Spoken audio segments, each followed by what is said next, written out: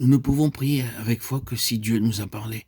La parole de Dieu doit être le fondement de nos paroles dans la prière. Cela veut dire que nous disons à Dieu ce qu'il nous a déclaré et le prions de bien vouloir l'accomplir. Dans l'expérience du prophète Élie, il ne put demander à Dieu la pluie que lorsque le Seigneur lui fit connaître son intention. Va, présente-toi devant Achab et je ferai tomber de la pluie sur la face du sol. 1 Roi 18:1. Tant que cette intention divine ne lui avait pas été révélée, Élie ne possédait pas en son esprit la connaissance de la volonté de Dieu.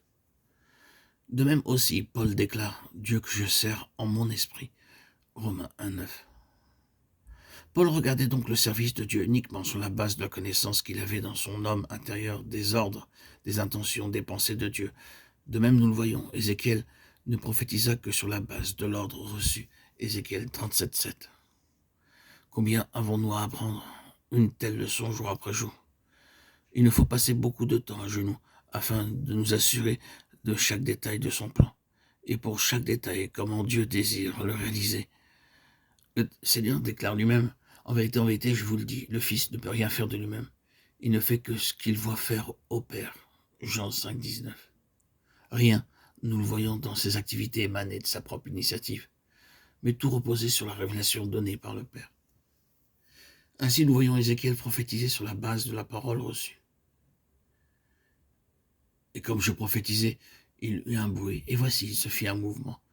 Et les os s'approchèrent les uns des autres. Je regardais, voici, leur vint des nerfs, la chair crue, et la peau les couvrit par-dessus. Mais il n'y avait point en eux d'esprit. Ézéchiel 37:7-8. Le principe que nous relevons dans ces passages que nous venons de citer est que non seulement Dieu agit, mais il nous demande de veiller afin de discerner des commencements, en apprenant à collaborer intelligemment avec lui dans la prière, en le louant pour les détails de son plan que nous voyons s'accomplir. Ceci est important parce que le Saint-Esprit nous éclaire quant à l'apport des éléments nouveaux dans la prière. La prière doit suivre l'évolution du plan divin. Le Saint-Esprit seul peut accomplir l'œuvre de Dieu. Sans l'action de l'Esprit, notre travail restera stérile. C'est lui, le Saint-Esprit, le grand constructeur de l'œuvre de Dieu. Ainsi, quoique la vision communiquée par le Seigneur à Ézéchiel montrait un état quasiment impossible, un état de mort absolue, son intention demeure la restauration spirituelle de son peuple. En ces jours, bien que l'état de l'Église nous est révélé dans l'Apocalypse 3 comme malheureux, misérable, pauvre, aveugle et nu, le Seigneur veut maintenir son témoignage sur la terre. Et selon Jérémie 3, 14, 15, il déclare « Je prendrai l'un d'une ville, deux d'une famille. Je les ramènerai dans Sion, et je leur donnerai des bergers selon mon cœur, qui les paîtront avec sagesse et intelligence. »